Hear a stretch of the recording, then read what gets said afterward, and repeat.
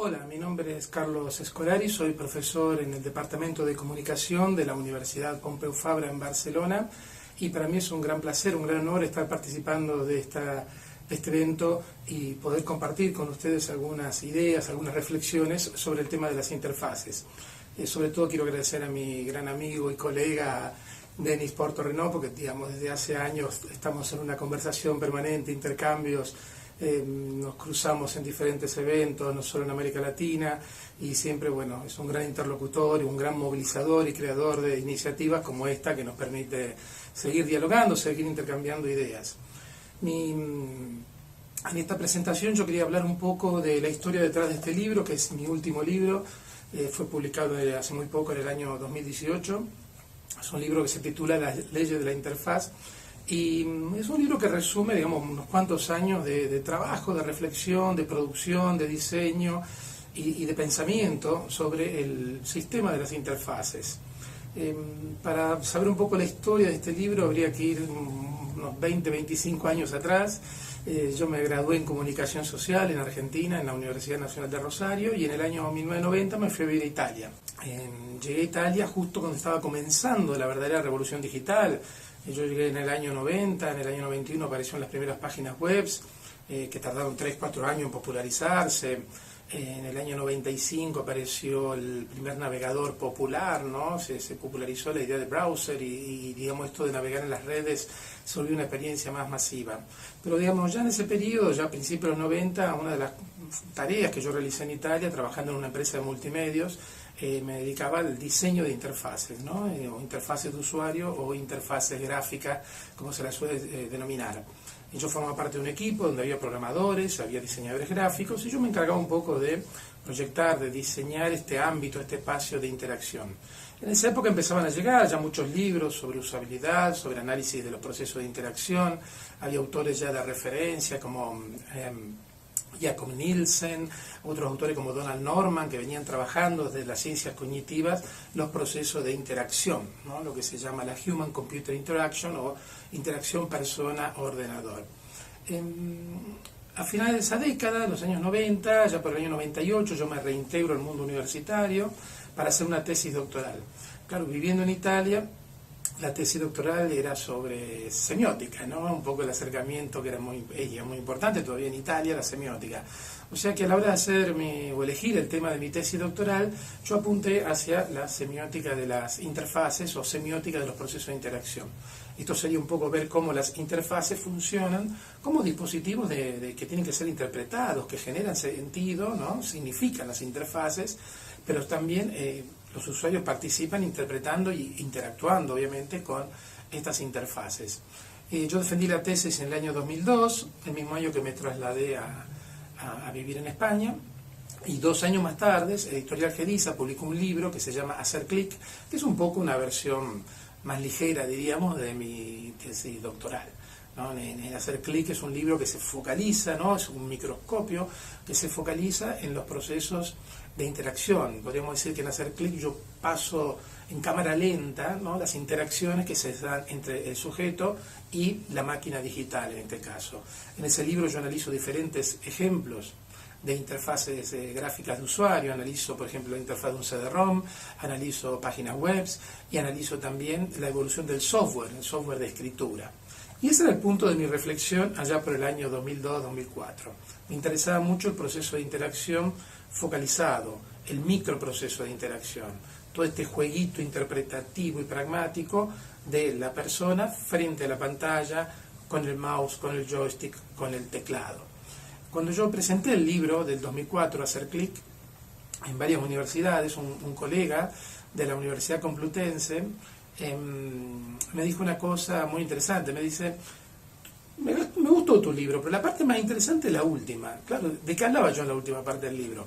Al final del libro yo decía, este modelo de análisis que yo apliqué acá a una cosa muy micro, a la relación del sujeto frente a la pantalla interactiva, a lo mejor un día podemos escalarlo, podemos pensar en el macrosistema de las interfaces, podemos pensar y analizar todo el ecosistema de las interfaces.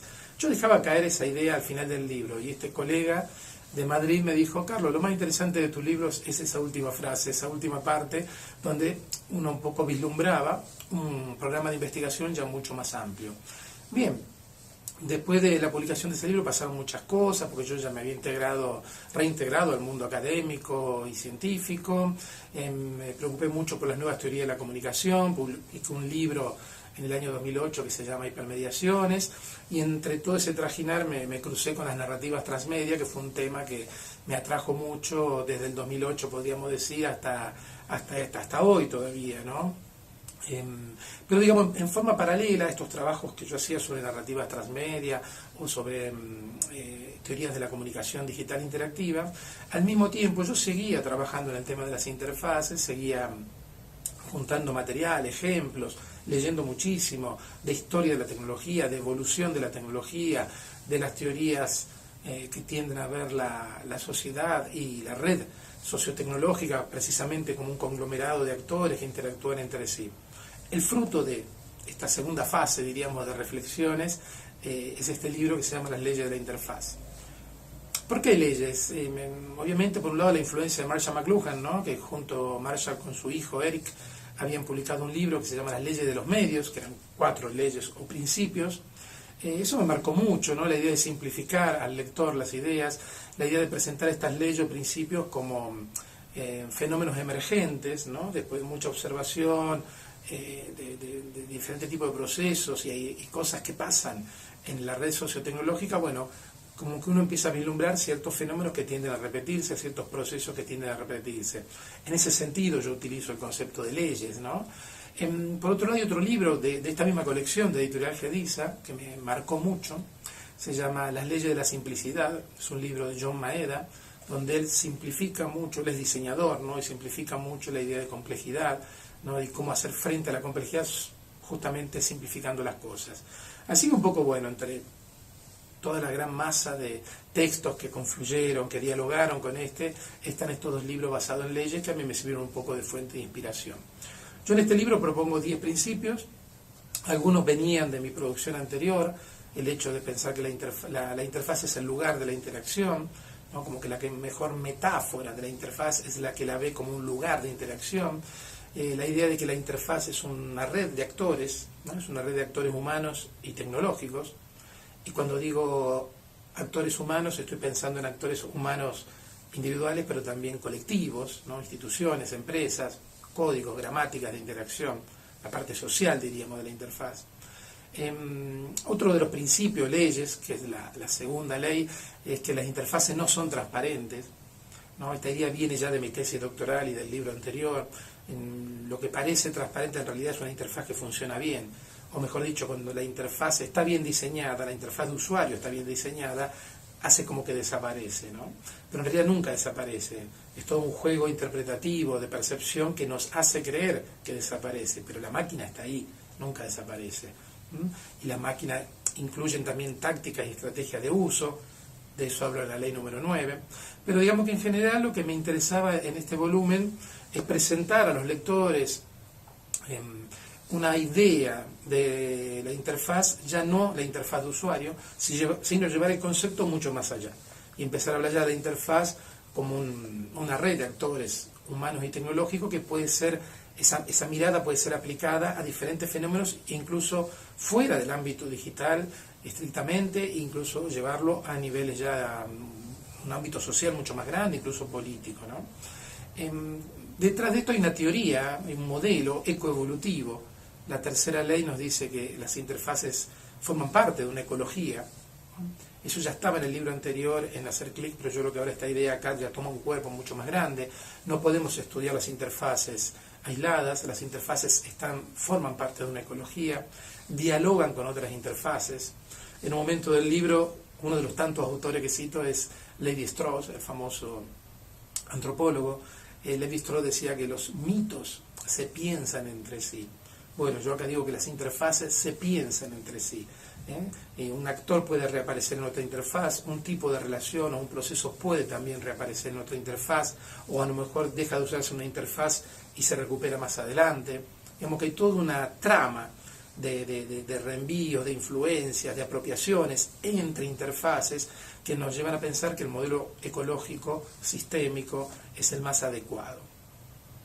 Si las interfaces digamos, forman parte de un ecosistema, evidentemente también evolucionan, y ya nos vamos a la cuarta ley, ¿no? Las interfaces pasan por procesos evolutivos. En este caso yo me baso mucho en toda una serie de estudios sobre la aplicación del modelo evolutivo a la tecnología. Podríamos decir que el día después de la publicación en 1859 del libro El origen de las especies de Charles Darwin, donde él presenta el modelo evolutivo, un libro revolucionario para esa época, en 1859, inmediatamente después ya los primeros sociólogos, historiadores de la tecnología comienzan a aplicar el modelo evolutivo a lo tecnológico. Incluso Marx, en El Capital, un libro publicado en la década de 1870, él ya cita a Darwin. Marx dice, necesitamos un Darwin de las máquinas que nos cuente un poco cómo es la evolución de la tecnología. A lo largo del siglo XX muchos investigadores han aplicado modelos darwinistas, han incluso ido más allá, han aplicado modelos de la complejidad al desarrollo tecnológico. Hay excelentes estudios sobre la evolución tecnológica en los laboratorios de Thomas Edison, hay muy interesantes investigaciones sobre la evolución de los tanques de guerra, sobre la evolución de los aviones, sobre la evolución de los cascos y los instrumentos de batalla. Hay páginas hermosas escritas sobre la evolución de los instrumentos gastronómicos, de la evolución del cuchillo, la evolución del tenedor, ¿no?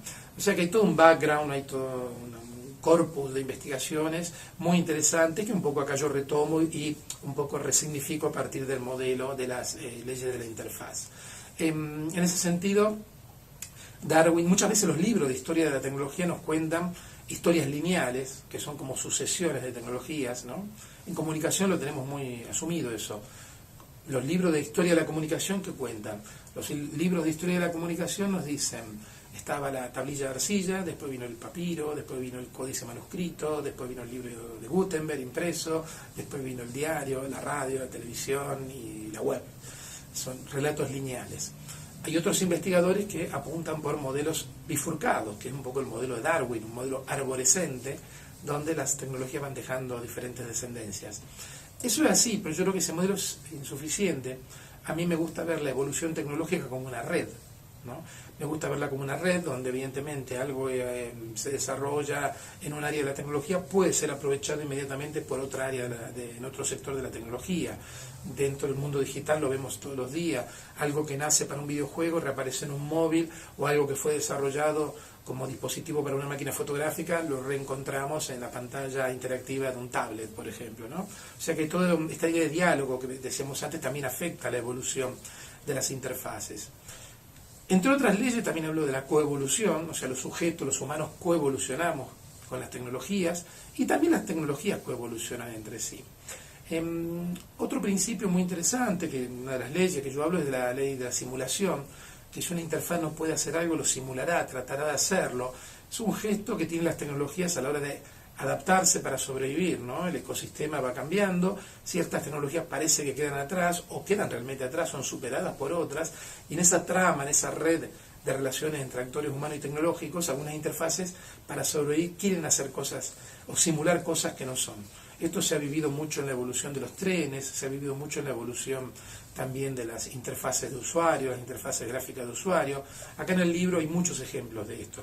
El libro está armado de manera tal que hay muchos contenidos teóricos, pero están presentados de manera muy en segundo plano. Es un libro donde privilegio el storytelling, me interesa desarrollar un estilo más ensayístico, todas las leyes están explicadas a través de muchísimos ejemplos de toda la historia de la tecnología. Hubo muchos ejemplos, muchas historias que quedaron fuera del libro, porque el objetivo era hacer un libro no tan largo, tiene un poquito más de 150 páginas, es un libro, digamos, de lectura bastante ágil y donde hay muchos ejemplos, mucha narrativa. Finalmente, un poco para ir redondeando toda esta idea de las interfaces, si ya nos acercamos a las últimas leyes, ¿no? La novena ley, yo digo que tanto el diseño como el uso de una interfaz son acciones políticas, ¿no? Crear una interfaz, una tecnología donde los sujetos van a interactuar con esa tecnología, es un hecho político, es un hecho que está cargado de ideología. No hay tecnologías neutras, no hay interfaces neutras, no hay interfaces que sean transparentes, como decíamos antes, ¿no? Siempre hay conflicto entre lo que el diseñador, el creador, el ingeniero quiere y lo que los sujetos, los usuarios, terminamos haciendo. Nunca coincide lo que el ingeniero, el creador quiere con lo que los humanos, después los usuarios, terminamos haciendo. Los creadores de interfaces, los diseñadores, ellos siguen estrategias de diseño y después están las tácticas de los usuarios, que a veces utilizamos las tecnologías de otra forma, muy diferente para la que fueron diseñadas. Esto es permanente, esto es un elemento fundamental en la evolución tecnológica. Lo que el ingeniero, el creador, el diseñador quiere, su estrategia nunca coincide, nunca con las tácticas, los usos reales de esa tecnología por parte de los usuarios, ¿no? Esto hace que yo piense, y lo digo en la última ley, que la interfaz es el lugar de la innovación, ¿no? ¿Cómo se innova? ¿Cómo se cambia la realidad? Bueno, entendiendo cómo funcionan las interfaces y agregando nuevos componentes, nuevos actores a esa red, o a lo mejor el problema no es, para innovar no es tanto meter un nuevo actor, sino cambiar las relaciones entre actores, cambiar los procesos. A veces basta incluir un actor nuevo y cambia toda la interfaz, otras veces incluyendo nuevos actores no cambia nada, hay que operar sobre los procesos, hay que operar sobre las relaciones. Todo eso lo trabajo en la última ley, en la 10ª ley, donde dice que la interfaz es el lugar de la innovación. A lo largo del libro yo voy llevando estos ejemplos a otra escala, ¿no? En un momento digo, bueno, sí, queremos ir mucho más allá de la clásica interfaz de usuario, y nosotros pensamos que la interfaz es una red de actores humanos y tecnológicos que interactúan entre sí. Estos actores tienen relaciones, hay procesos entre ellos. Bueno, ¿por qué no escalar ese modelo, llevarlo a una dimensión macro, pasar del microscopio al gran angular o a la foto satelital? ¿Y por qué no pensar otro tipo de situaciones desde la perspectiva de las interfaces? Claro, uno podría decir un aula es una interfaz. Sí, un aula es una interfaz. ¿Hay actores humanos? Sí, está el profesor, están los alumnos. ¿Hay actores humanos institucionales? Sí, está la escuela, los planes de estudio, el Ministerio de Educación, las Secretarías de Cultura, de Educación de los diferentes niveles del Estado, ¿no? O sea que también hay sujetos institucionales. ¿Hay tecnología dentro del aula? ¿Hay actores tecnológicos? Por supuesto. En el aula siempre hubo actores tecnológicos, el banco, el pupitre, el libro, el lápiz, el mapa. Ahora tenemos proyectores, tenemos ordenadores dentro de la clase, el mapamundo, las escuadras, el compás, la tiza. O sea, dentro del aula siempre hubo actores tecnológicos. Algunos se han ido naturalizando con el correr de los años. Bueno, entonces la escuela es una interfaz. Claro, en una parte del libro digo que las interfaces son fractales. Podría decir que el aula es una interfaz, pero también la escuela es una interfaz. Y podríamos ir más arriba. Todo el sistema educativo es una interfaz entre el ciudadano y el conocimiento, podríamos decir, ¿no? Entonces, bueno, esto ya nos abre otra perspectiva. ¿Cuáles son los actores que operan estas macrointerfaces educativas? ¿Cómo innovamos ahí dentro? ¿Basta introducir nuevos actores tecnológicos para innovar en la interfaz educativa? Bueno, yo creo que no. Yo creo que hay que meter nuevos actores, pero también hay que trabajar el tipo de relaciones que mantienen esos actores dentro de la interfaz educativa. Otro ámbito donde notamos una cierta crisis es en la política. Bueno, los partidos políticos son interfaces, sí. El sistema democrático, el Parlamento, son interfaces, por supuesto. En todas estas interfaces políticas hay actores humanos, hay actores tecnológicos, hay actores institucionales, está la Constitución, están las leyes, está el voto tradicional en papel, el voto electrónico. Vemos que también la política es una interfaz. Tanto la educación, la interfaz educativa, como la interfaz política son interfaces que yo creo que están viejas. La interfaz educativa, por ejemplo, la escuela que nosotros conocemos, fue creada en el siglo XVIII en Prusia y después relanzada en Francia después de la Revolución Francesa. Era una escuela diseñada, era una interfaz educativa diseñada para la sociedad industrial, ¿no? Los alumnos entraban en fila, como se entra en la fábrica, había un ritmo de educación, de formación, igual que en la fábrica. Salían 3 niveles educativos, ¿no? Los jóvenes iban pasando por diferentes niveles, un nivel básico para el que iba a ser obrero, un nivel intermedio para el que iba a ser un técnico, o un nivel superior para el que iba a ser un manager en el sistema industrial. ¿Qué pasa? Esa interfaz educativa diseñada para la sociedad industrial hoy no funciona, está en crisis en todo el mundo. Hay muchos esfuerzos por renovar la interfaz educativa, por adaptarla al siglo XXI, porque esa interfaz educativa diseñada para la sociedad industrial hoy no funciona porque estamos en una sociedad postindustrial. Estamos en una sociedad de la información, del conocimiento. Entonces esa interfaz educativa pensada hace 2 siglos hoy no funciona. Lo mismo creo que podríamos decir de la política, de la necesidad de transformar las relaciones, los procesos que se dan las interfaces políticas, porque ya, digamos, no representan más la voluntad de los ciudadanos, ¿no? Ahí están también como actores los medios de comunicación, las redes sociales, las fake news también. O sea, acá hay todo un gran debate sobre cómo rediseñar las experiencias y las interfaces políticas para poder hacer una sociedad mucho más democrática. Esto podría exportarse a otras áreas.